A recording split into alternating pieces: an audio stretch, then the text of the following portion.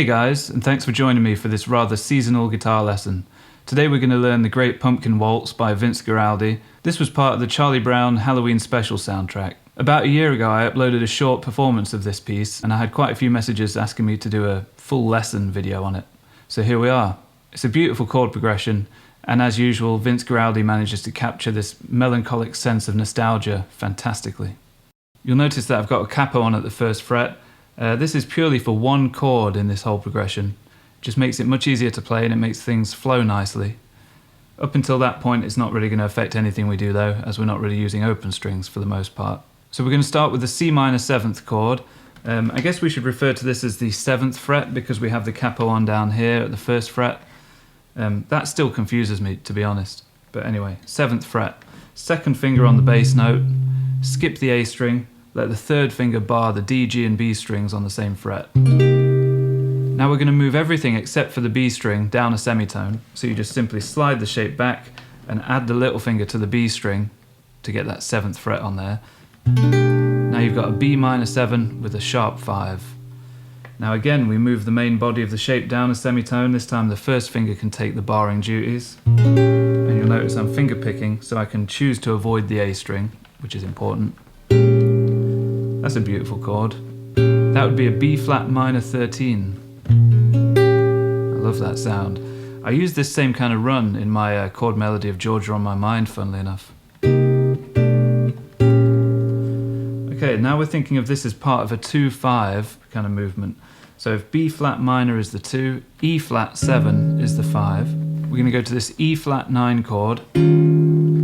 Okay, now we're going to go to this really nice way of playing an F major chord with the 3rd in the bass. Again, skipping the A string. So it's like a C-shaped F with the 3rd in the bass. You see this F major triad here. Then we're moving down a semitone to our 4 minor. We're in the key of E flat, so this is A flat minor, and it's got a 6th in there on top. Again, skipping the A string. We then repeat those same two shapes, a whole tone lower than where we played them just now. So this would be like an E flat major chord. This is our 1, again with the 3rd in the bass. And then next the G flat minor 6. And then the reason we've got the capo on is so we can play this E minor 7th next. Open 2 2, open 3 3. And then we go to this E flat 6 9 chord. So we're resolving things back to our tonic, our 1 chord. Okay, and again, taking account of the capo at the first fret, this would be the 5th fret of the A string, 4th fret of the D, 4th fret of the G, 5th fret of the B. A voicing I've used in a lot of my videos, really nice way of playing a 6-9 chord, rooted on the A string. As always, you can go to the links in the description to get the lesson materials. This includes my neatly typed up guitar profile and the PDF of all the chord changes, finger numbers and all of that stuff. You can sign up to my Patreon for a small monthly fee to get access to all of my lesson materials and a load of bonus stuff too. Or you can just do a one-off purchase through the Gumroad link. Either way, I really appreciate your support and it's what allows me to continue doing this. It takes quite a bit of time to make these videos and the materials, as you can imagine. Okay, so now I'm going to do one pass through these basic core shapes before we get onto the embellishments.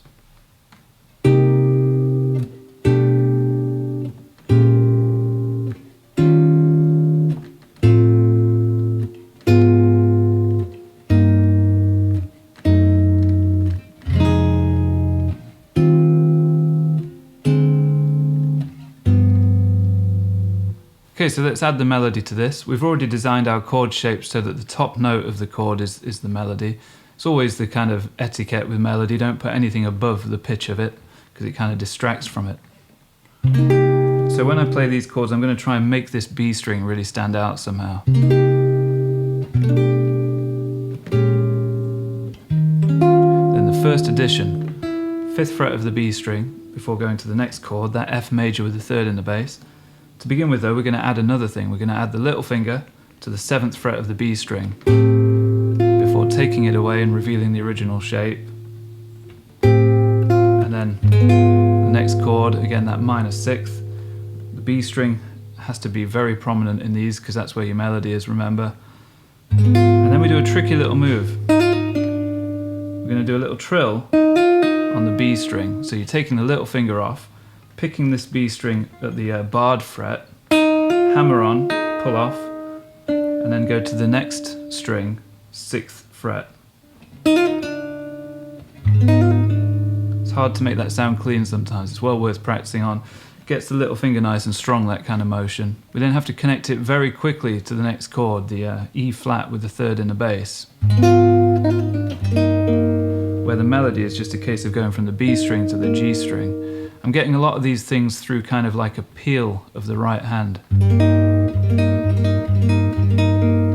Nice technique if you're playing fingerstyle. We then play the B string again, and then we move to this next shape, the G flat minor 6. Now part of the benefit of having the capo here at the 1st fret is our next melody note is just simply going to be the open B string. And then we go to our minor 7th chord, F minor 7. I think I may have called this E minor 7 earlier. Apologies. Capo still throws me off quite a bit. So there's F minor 7, and then the E flat 6/9. And then we have the little 2/5 turnaround, where you could add a little passing chord if you feel like it. It's always nice to chuck that in, a semitone above the 5.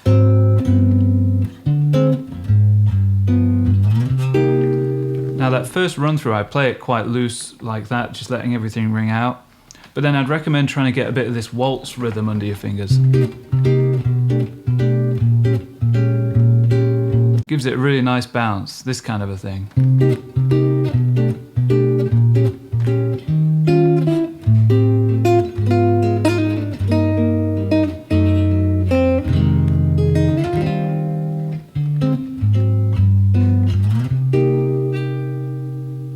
And then on to the ending. I like to just repeat the last few bars a few more times, the F minor 7 to the E flat 6/9.